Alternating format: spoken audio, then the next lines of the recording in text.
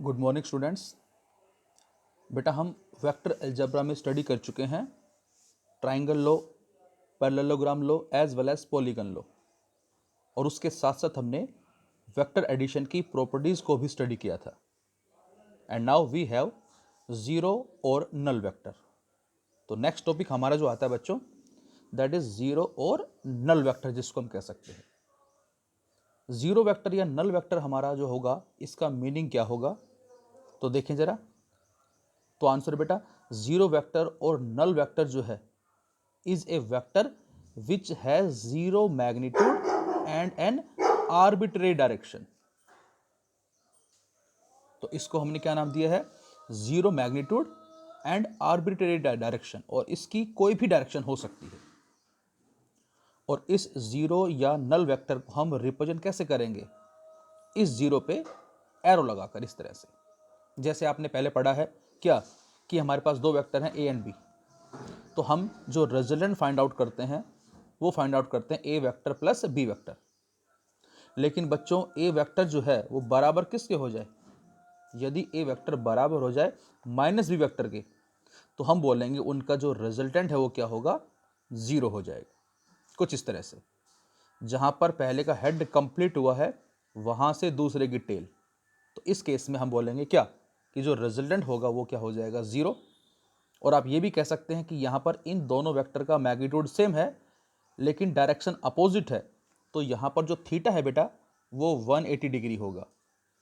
और जब दो वेक्टर के बीच का एंगल 180 डिग्री होता है तो उस केस में हम जो रिजल्टेंट फाइंड आउट करते हैं using a square plus b square plus 2ab cos theta और उस सारे का अंडर रूट, तो वहाँ जब हम इनकी वैल्यूज़ को पुट करेंगे तो हमें आंसर जीरो मिलेगा।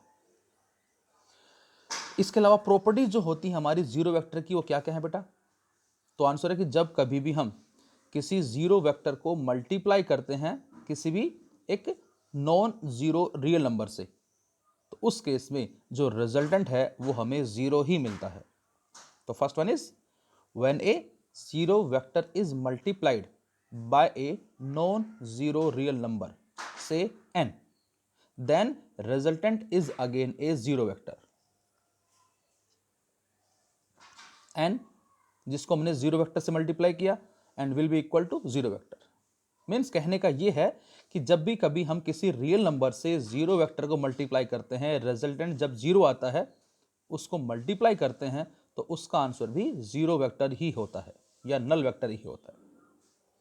सेकेंड, यदि हम जीरो वेक्टर या नल वेक्टर को किसी भी वेक्टर में ऐड करते हैं या सब्ट्रैक्ट करते हैं तो इससे उस वेक्टर पे कोई इफेक्ट नहीं होगा। द एडिशन और subtraction of zero vector from A given vector does not affect the given vector.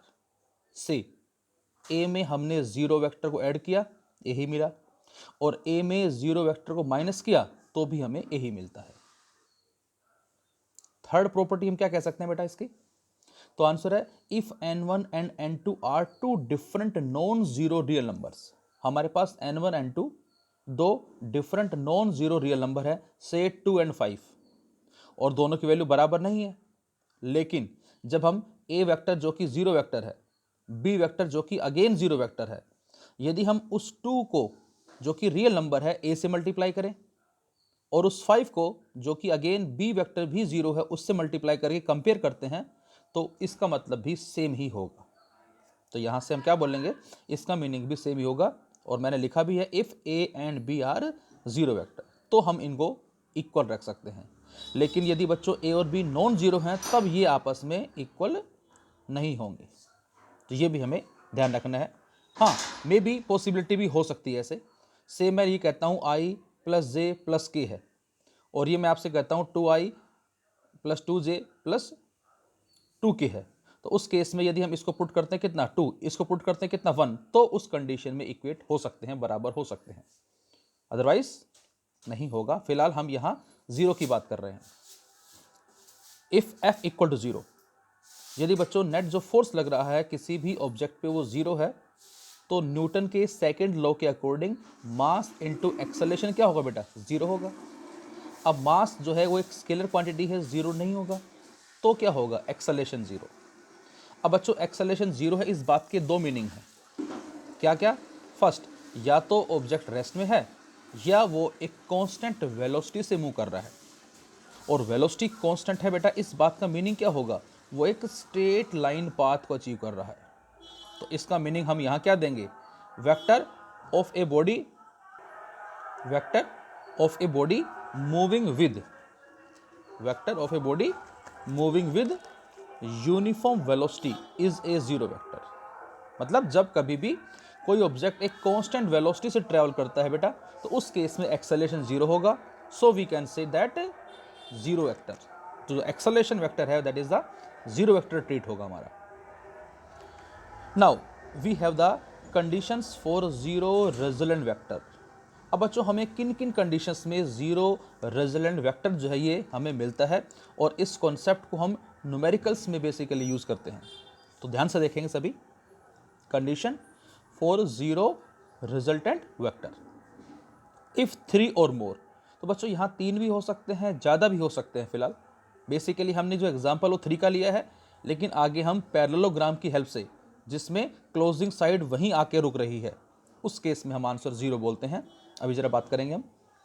If 3 और more vectors are acting on a point object, जब भी कभी 3 या 3 से ज़्यादा वेक्टर जो है बेटा वो किसी पॉइंट ऑब्जेक्ट पे एक्ट कर रहे हैं, और देयर रिजल्टेंट इज 0, और यदि उनका रिजल्टेंट 0 है, then they must be represented by the sides of a triangle taken in the same order. देखे जरा, दिस इज वेक्टर ए, और ये जहाँ कंप्लीट हुआ है वहाँ से ये स्टार्ट हुआ वेक्टर बी।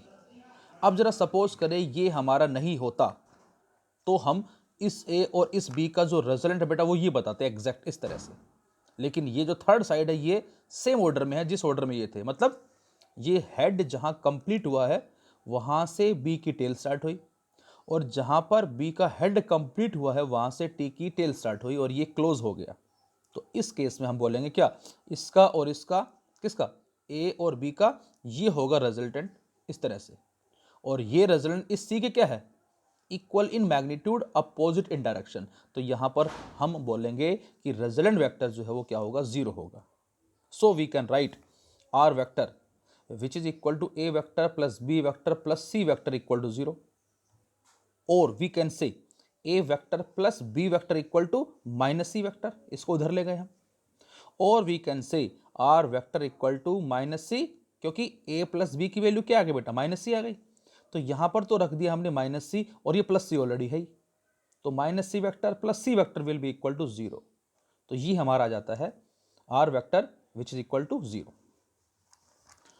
इसको ऐसे भी हम कह सकते हैं क्या? ये 3 वेक्टर्स हैं आपके पास, और ये किस तरह से एक्ट कर रहे हैं आपको नजर आ ही रहा है फिलहाल।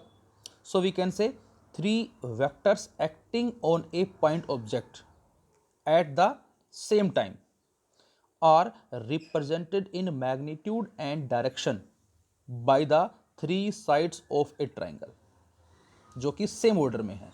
यहाँ पर बेटा 3 वेक्टर हैं जो कि एक पॉइंट पे लग रहे हैं, सेम टाइम में लग रहे हैं, जो कि मैग्नीट्यूड एंड डायरेक्शन को रिप्रेजेंट कर रहे हैं, किसकी? 3 साइड्स ऑफ ए ट्राइंगल, और साथ साथ सेम ऑर्डर में है। तो इस केस में हम बोलेंगे क्या?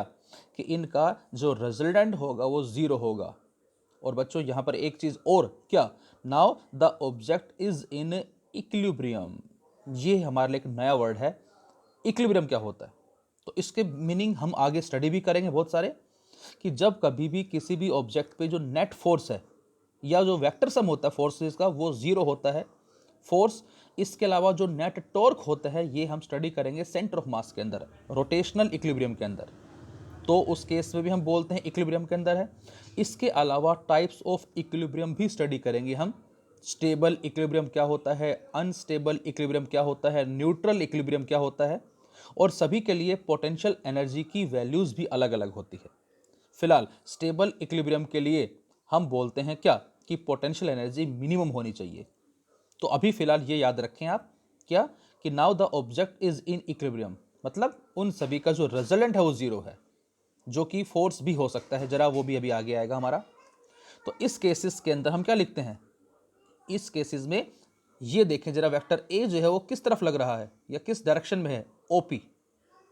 बी किस तरफ है? P Q. सी किस तरफ है? Q O. So each vector और we can say each force is proportional to its parallel side. फिर रिपीट करता हूं मैं, ईच फोर्स पर is proportional to its parallel side. तो ये जो होगा किसके प्रोपोर्शनल होगा, इसके पैरेलल साइड जो कि ओपी है। तो हम लिख सकते हैं ए जो है वो डायरेक्टली किसके होगा, ओपी के, और डायरेक्टली को हटा के कांस्टेंट आ गया, ओपी को हम ए के नीचे ले आए तो क्या बन जाएगा, ए बाय ओपी बन जाएगा। सेकंड जो कि बी है, this b is proportional to p q.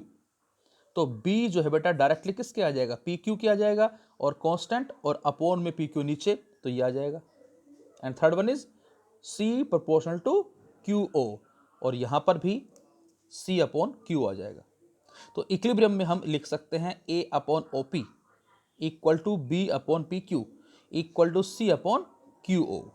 तो बच्चों ये कॉन्सेप्ट आपको याद रखना है, जब कभी भी कोई ऑब्जेक्ट इक्विलिब्रियम के अंदर है और उस पर एक साथ इस तरह से तीन फोर्सेस काम कर रहे हैं, तो हम force upon its parallel side, दूसरा force upon its parallel side, तीसरा force upon its parallel side, इन तीनों के रेशियो को इक्वेट करके हम सोल्व कर सकते हैं। तो ये हमारा कहलाता है क्या, condition for zero resultant vector. अब इसी में ही बच्चों हमारे पास आती है लेमीज थ्योरम, जिसको अगेन हम न्यूमेरिकल्स में काफी जगह यूज करते हैं। तो next one is Lami's theorem, जो कि इसी के कॉरस्पॉन्डिंग आती है। और ये कब अप्लाई करेंगे, जब भी कभी किसी भी ऑब्जेक्ट पे एक साथ तीन फोर्स काम करेंगे। मैं फिर अपनी बात को रिपीट करता हूं बेटा, क्या कि जब भी कभी किसी ऑब्जेक्ट पे एक साथ तीन फोर्स काम करते हैं और वो ऑब्जेक्ट है किसमें, इक्विलिब्रियम के अंदर है, उस केस में हम अप्लाई करते हैं लेमीज थ्योरम को। तो आंसर है, it's states that if three forces acting at a point are in equilibrium, then each force is proportional to the sine of the angle between the other two forces। पहले case में इस case में difference कुछ नहीं है, बस फर्क इतना है कि पहले वाला जो रिजल्ट हमारा अभी जो हमने पढ़ा था दिस वन, ये हमारा साइड्स के रिगार्डिंग में है, force upon its parallel side, दूसरा force upon its parallel side, तीसरा force upon its parallel side. और ये जो हमारा कॉन्सेप्ट है ये एंगल के रिगार्डिंग में है कि कई बार न्यूमेरिकल्स में हमें साइड्स गिवन नहीं होती, और जब साइड गिवन नहीं होती है एंगल्स गिवन होते हैं, तो उसके बिहाफ पे हम सोल्व करते हैं। Is proportional to sine of the angle between other two forces.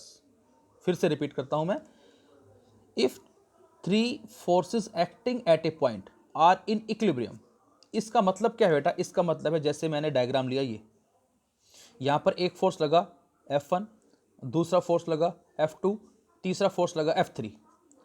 मैं आपसे कहता हूं बेटा कि F2 F3 का बताओ रिजल्टेंट क्या होगा, तो आपका आंसर होगा कि सर यहां पर पैरेललोग्राम बन रहा है कुछ इस तरह से। ये देख सकते हो आप, ये इसकी टेल दोनों कंबाइन हो रही हैं, और पैरेललोग्राम में जो रिजल्टेंट है वो क्या होता है, डायगोनल साइड। तो जो डायगोनल साइड होगी बच्चों, ये हमें क्या देगी, रिजल्टेंट। और जो रिजल्टेंट है वो इसको और इसको दोनों को रिप्रेजेंट कर रहा है, ये इसका मतलब हो गया। तो इसका मतलब ये हमारा रिजल्टेंट आ गया, और ये रिजल्टेंट क्या होगा, इस F1 के equal in magnitude opposite in direction. तो जो रिजल्टेंट है बेटा ये वाला, ये इस थर्ड फोर्स के F1 के क्या होगा, equal in magnitude opposite in direction. तो इसका मतलब क्या है, नेट फोर्स जीरो है, और जब नेट फोर्स जीरो है तो उसको हमने इक्विलिब्रियम का ही नाम दिया है। ऐसा कोई जरूरी नहीं कि आप F2 F3 लें, आप F3 F1 ले सकते हैं। यदि हम F3 F1 लेंगे तो उसका रिजल्टेंट ये आएगा इस तरफ, और ये रिजल्टेंट इसके क्या होगा, F3 के equal in magnitude opposite in direction, ये कैंसिल आउट कर देगा। सिमिलरली F1 F3 का रिजल्टेंट बेटा इस तरफ आएगा, और ये क्या होगा, इस F2 के equal in magnitude opposite in direction, ये इसको कैंसिल आउट कर देगा, ये इसका मतलब है। So we can say if three forces acting at a point are in equilibrium then each force, तो इस केस में हर एक फोर्स जो होगा वो क्या होगा, प्रोपोर्शनल होगा किसके, to the sine of the angle, sine angle के, किसका, बिटवीन अदर टू फोर्सेस। जैसे F1 है, अब F1 के अलावा दो फोर्स के हैं F2 F3, और इनके बीच का एंगल क्या है, अल्फा। तो F1 किसके प्रोपोर्शनल होगा, साइन अल्फा के। F2 के अलावा फोर्स कौन कौन से हैं, F1 F3। F1 F3 का एंगल कितना बीच में, बीटा है, तो F2 डायरेक्टली किसके होगा, साइन बीटा के, और F3 डायरेक्टली किसके होगा बेटा, साइन गामा के, क्योंकि मैंने लिखा है ईच फोर्स इज प्रोपोर्शनल, हर एक फोर्स जो है वो प्रोपोर्शनल होगा sine of the angle, sine alpha, sine beta, sine gamma, लेकिन साइन ऑफ द एंगल किसका, बिटवीन अदर टू फोर्सेस। तो डायरेक्ट हम ऐसे लिख सकते हैं, मतलब कैसे, F1 प्रोपोर्शनल किसके, साइन अल्फा, F2 प्रोपोर्शनल किसके, साइन बीटा, F3 प्रोपोर्शनल किसके, साइन गामा। और जब F1 प्रोपोर्शनल साइन अल्फा के है, उसको हटा के कांस्टेंट लगाएं और साइन अल्फा नीचे आ जाएगा। F2 प्रोपोर्शनल साइन बीटा के है, उस प्रोपोर्शनल को हटा के कांस्टेंट लगाएं तो हम साइन बीटा को नीचे ला सकते हैं, तो हमें रिजल्ट कुछ इस तरह से मिलेंगे। तो F1 upon sine alpha, F2 upon sine beta, F3 upon sine gamma, इनका रेशियो जो है बेटा वो क्या होगा, इक्वल होगा, बराबर होगा। तो ये हमारा कहलाता है लेमीज थ्योरम। जैसे मैंने बताया अभी आपको कि इक्विलिब्रियम के बारे में हम आगे स्टडी करेंगे, later we will study the conditions for equilibrium. फिलहाल अभी आप यही याद रखें कि जब कभी भी रिजल्टेंट फोर्स जो होता है किसी ऑब्जेक्ट पे वो जीरो होता है, उसको बोलते हैं हम क्या, equilibrium, that is no linear motion, ये इसका मतलब है। या इसके अलावा हम ये भी कह सकते हैं कि फोर्स जीरो है, इस बात का मतलब लीनियर मोशन ना हो, या हम ये भी कह सकते हैं कि वो एक कांस्टेंट वेलोसिटी से ट्रेवल कर रहा है। इफ द रिजल्टेंट टॉर्क, या ये कहें टॉर्क ड्यू टू फोर्सेस। अब बच्चों टॉर्क क्या होता है, तो मैंने बताया आपको कि हम सारा मैकेनिज्म रोटेशनल इक्विलिब्रियम में स्टडी करेंगे। मतलब फोर्स जब भी कभी किसी ऑब्जेक्ट पे लगाएं और वो ऑब्जेक्ट रोटेट करना शुरू कर दे, कलेक्शन ऑफ पार्टिकल रोटेट करना शुरू कर दे, तो वहां पर उस फोर्स को हमने टॉर्क का नाम दिया है। The force which causing rotation is known as torque. और डेली लाइफ में बच्चों बहुत सारे हमारे एग्जाम्पल्स हैं टॉर्क के। फैन मूवमेंट कर रहा है, गेट को ओपन कर रहे हैं, क्लोज कर रहे हैं, ताले में चाबी लगा रहे हैं हम, मर्तमान के डब्बे से अचार या मिर्च को बाहर निकाल रहे हैं हम, टैप जो हमारी घुमावदार जो टैप होती हैं उसको क्लॉकवाइज या एंटी क्लॉकवाइज घुमा रहे हैं, तो वो किस तरह से ओपन होती हैं जब अपने हैंड वॉश करते हैं, और किस तरह से क्लोज होती हैं using right hand thumb rule. तो ये हम सारा स्टडी करेंगे और बड़ा ही इंटरेस्टिंग टॉपिक हमारा टॉर्क का। तो जब कभी भी टॉर्क जो होगा due two forces on object is zero, उसको भी हमने इक्विलिब्रियम का नाम दिया। बस फर्क कितना है बेटा, इसको बोलेंगे हम ट्रांसलेशनल इक्विलिब्रियम, इसको बोलेंगे हम रोटेशनल इक्विलिब्रियम। तो जब कभी रिजल्टेंट फोर्स ऑब्जेक्ट पे वो जीरो हो, जब कभी रिजल्टेंट टॉर्क जो है वो जीरो हो, और इसके साथ साथ मैंने बताया मिनिमम पोटेंशियल एनर्जी, और उस ऑब्जेक्ट की जो एनर्जी है पोटेंशियल वो क्या है बेटा, मिनिमम। लेकिन मैंने यही बताया अभी आपको जस्ट कि वो किस में होगा, तो ये भी हम स्टडी करेंगे। स्टेबल क्या होता है, अनस्टेबल इक्विलिब्रियम क्या होता है, और न्यूट्रल इक्विलिब्रियम जो है वो हमारा क्या होता है, तो ये हम स्टडी करेंगे फिलहाल आगे। तो ये हमारे कहलाते हैं जीरो रिजल्टेंट वेक्टर के रेस्पेक्ट में result, as well as equilibrium जो है इसका मीनिंग जो है वो हम इन पॉइंट से लेते हैं। जैसे समझने के लिए हमने क्वेश्चन लिया, इस क्वेश्चन में आपको एक स्ट्रिंग नजर आ रही है और यहाँ पर हमने एक point object like a Bob को कनेक्ट किया हुआ है बेटा, और अब हम इसको इस तरफ हम एक फोर्स अप्लाई कर रहे हैं। A bob weighing 50 gram hangs vertically at the end of string, ये स्ट्रिंग के एंड से हमने इसको कनेक्ट किया हुआ है, 50 सेंटीमीटर लॉन्ग, और इस स्ट्रिंग की जो लेंथ है वो हमें दे रखी है 50 centimetre. If 20 gram force is applied, अब ये 20 ग्राम फोर्स, इसका कॉन्सेप्ट भी हम पढ़ेंगे, क्योंकि अभी तक हमने फोर्स क्या पढ़ा है बेटा, या तो न्यूटन में पढ़ा है या हमने डायन में पढ़ा है, लेकिन वो कहलाती हैं बच्चों एब्सोल्यूट यूनिट ऑफ फोर्स। इसके अलावा हम स्टडी करेंगे लॉज ऑफ मोशन के अंदर क्या, कि फोर्स की ग्रेविटेशनल यूनिट्स भी होती है, the unit which differ from one planet to another planet. और जो ग्रेविटेशनल यूनिट है बच्चों वो डिपेंड करती है एक्सेलरेशन ड्यू टू ग्रेविटी की वैल्यू के ऊपर, जो फिलहाल अर्थ के लिए हम क्या लेते हैं 9.8 इन एसआई सिस्टम, और सीजीएस में 980 हम जो कंसीडर करते हैं फिलहाल। तो लेंथ हमें गिवन है, उस बॉब का मास हमें दे रखा है, और उस पर जो फोर्स अप्लाई किया हॉरिजॉन्टल डायरेक्शन में दिस वन, ये भी हमें दे रखा है। By how much distance the Bob pulled, कितना डिस्टेंस इसको पुल करें हम कुछ इस तरफ, दिस वन, ये आपको बताना है यहां से यहां तक ये हॉरिजॉन्टल डिस्टेंस कितना है, this one, from it initial position when it reaches in equilibrium position. हम कितने हॉरिजॉन्टल डिस्टेंस इसको पुश करें, फोर्स अप्लाई करें, ताकि ये किस में आ जाए, इक्विलिब्रियम पोजीशन में आ जाए। इक्विलिब्रियम का मतलब आप देख सकते हैं, जैसे ये यहाँ पर आएगा, अब यहाँ पर कौन कौन से फोर्स लग रहे हैं, एक तो mg लगेगा, gravitational force, force due to gravity, दूसरा जो फोर्स अप्लाई किया वो, और बच्चों तीसरा फोर्स जो रस्सी में होता है जिसको हमने टेंशन का नाम दिया है, the state of being stretch. जब कभी रस्सी टाइट होती है और उसमें जो फोर्स काम करता है बच्चों, उसको हमने यहाँ बेटा टेंशन का नाम दिया है, the state of being stretch, stretching portion का अराइज हो जाना। तो इसमें हमें ये डिस्टेंस जो है वो फाइंड आउट करना है। थोड़ा सा ट्रिग्नोमेट्री का कॉन्सेप्ट हमारा यूज होगा इस क्वेश्चन में।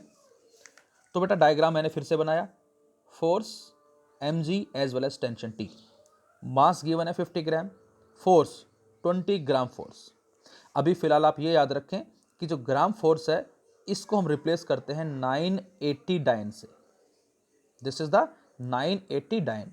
ये स्टडी हम लॉज ऑफ मोशन में करेंगे, वहाँ हम अच्छे से बात करेंगे कि 1 kgf as well as 1 gf जो है वो किसके बराबर है।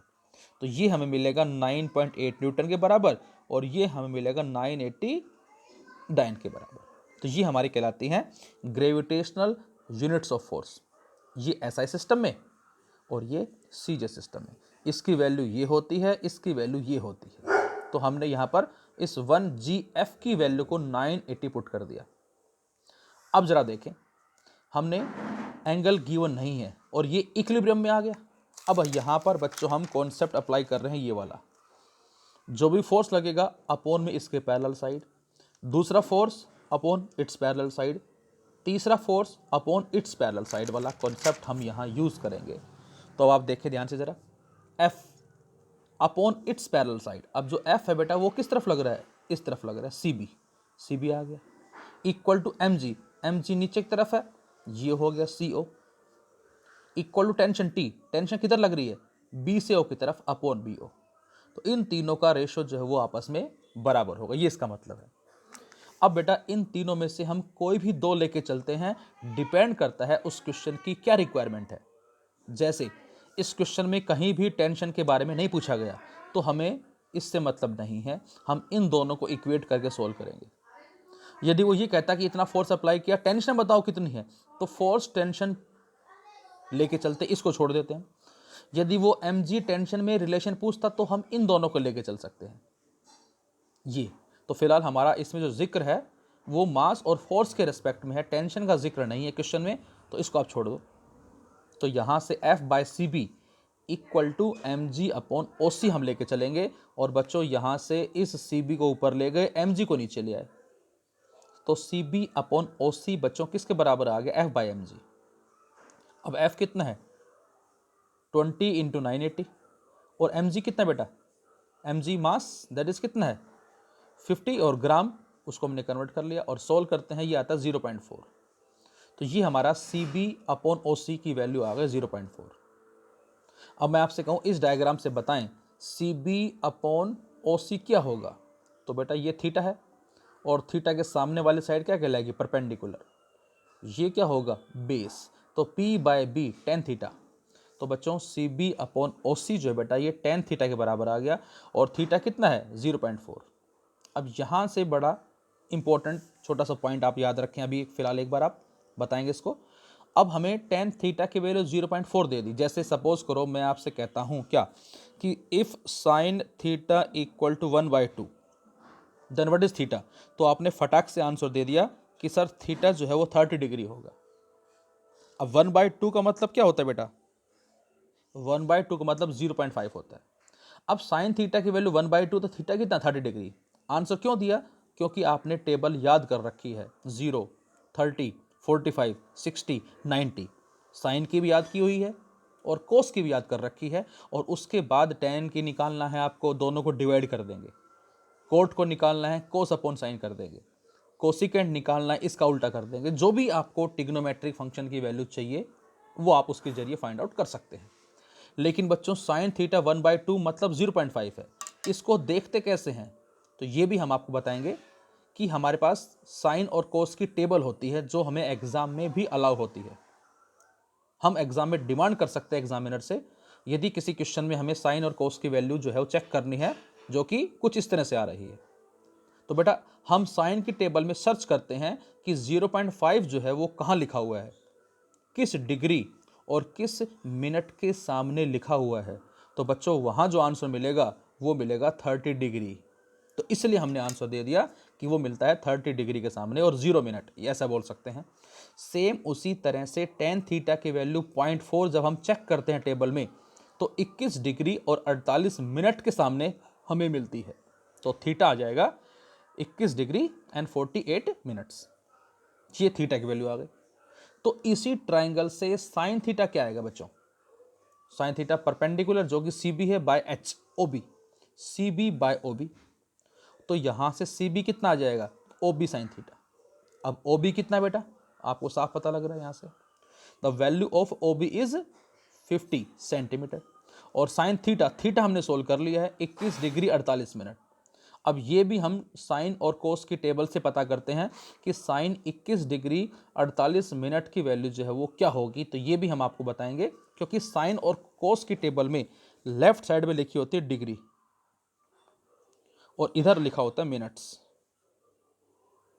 0 डिग्री, फिर 1 डिग्री, फिर 2 डिग्री, फिर 3 degree and so on. Minutes 0 minute, फिर उसके बाद 6 मिनट, 12, 18, 24, 30, 36, 42, 48 और 54। इस तरह से लिखा मिलता है 0, 6, 12, 18, 24, 30, 36, 6 की टेबल जो है 48, 54। और जैसे ही 60 मिनट होगा वो क्या बन जाएगा? अगली डिग्री बन जाएगा। ये भी हमने पढ़ा हुआ है यूनिट्स एंड मेजरमेंट के अंदर कि जैसे ही हम 60 मिनट करते हैं वो बराबर किसके आ जाएगा? 1 डिग्री के बराबर आ जाएगा। ये हम बात कर चुके हैं। अब हमें वैल्यू देखनी है साइन 21 डिग्री 48 मिनट। तो बेटा हम साइन की टेबल में यहाँ आएंगे जहाँ 21 लिखा हुआ है और फिर 48 मिनट। 48 कहाँ है बच्चों? 48 है यहाँ पर। तो हम इसके नीचे आएंगे और यहाँ इस 21 के सामने, यहाँ इस 21 के सामने बच्चों, और इस 48 के नीचे ये जो वैल्यू लिखी हुई मिलेगी टेबल में, ये कहलाती है साइन 21 डिग्री 48 मिनट की वैल्यू। और ये आती है 0.3714। और जब इसको 50 से मल्टीप्लाई करेंगे बच्चों तो ये हमारा आंसर आ जाएगा 17.57 सेंटीमीटर। अब हो सकता है आप ऐसे कुछ बच्चे ऐसे सोच रहे हो कि जरूरी थोड़ी है कि बेटा ये 48 ही आए। सपोज करो ये आ गया 44। अब तो 42 है, 48 से 44 तो है नहीं। सपोज करें ये आ गया 44। अब बच्चों यहाँ पर लेफ्ट में डिग्री, उसके बाद मिनट्स, और एक चीज़ और आपको यहाँ कॉर्नर में नजर आएगी, ऊपर लिखी हुई मीन डिफरेंस। ऊपर लिखा मिलेगा मीन डिफरेंस 1, 2, 3, 4, 5। इस तरह से आपको मीन डिफरेंस लिखा मिलेगा। अब जरा ध्यान से देखें, यदि मैं कहता हूं ये हमारा 48 मिनट की जगह 44 मिनट होता, सपोज 21 डिग्री 44 मिनट, तो डिग्री तो आपको यहां से पता लग गया। अब इस टेबल में 44 मिनट कहीं नहीं है, लेकिन है क्या? 42 मिनट है। मतलब 44 से पहला क्या आता है? 42 आता है, जो कि टेबल में है। आप ये आंसर देख लो। आपने ये आंसर देख लिया। अब मैं कहूं ये आंसर किसका है, तो आप बताएंगे कि सर ये आंसर 21 डिग्री 42 मिनट का है। हमें देखना किसका है? हमें तो 44 मिनट का देखना है। अब आप ये सोचें कि 42 मिनट में कितने मिनट ऐड करने से 44 मिनट आएगा? तो आंसर है 2 मिनट ऐड करने से 44 आएगा। अब वो 2 कहाँ से लेकर आए? तो यहाँ जो ऊपर मीन डिफरेंस लिखा हुआ है उसमें 1, 2, 3, 4, 5, 2 आ जाओ आप, और इस 2 के एग्जैक्ट नीचे यहाँ आ जाओ। कहाँ पर? एग्जैक्ट इस 42 मिनट के सामने, 21 डिग्री 42 मिनट के सामने। और ये जो वैल्यू लिखी हुई है बेटा, इस वैल्यू को इस वैल्यू में ऐड कर दो आप बच्चों। ये आंसर किसका आ जाएगा? ये आंसर आ जाएगा 21 डिग्री 44 मिनट। क्या किया हमने? 42 मिनट का देखा और उसमें 2 का मेन डिफरेंस ऐड कर दिया। सपोज मैं आपसे कहता हमें 21 डिग्री 45 मिनट का देखना है, तो क्या करते आप? 21 डिग्री 42 मिनट का देख के 3 के मीन डिफरेंस को ऐड कर देते, वो 45 मिनट का जाता। तो इस तरह से हम इस टेबल को फिलहाल यूज करते हैं आगे। तो ये हमारा कहलाता है बेटा क्या? About zero vector condition equilibrium के लिए क्या होगी और किस तरह से हम लेमीज थ्योरम को अप्लाई करेंगे। अब बच्चों इसी क्वेश्चन को करने का एक तरीका और भी है हमारा, जो हम स्टडी करेंगे आगे रिजोल्यूशन ऑफ ए वेक्टर के बाद। रिजोल्यूशन का मतलब किस तरह से हम वेक्टर को रिजोल्व कर सकते हैं, तोड़ सकते हैं, इसको हम बोलेंगे आगे resolution of A vector. Thank you.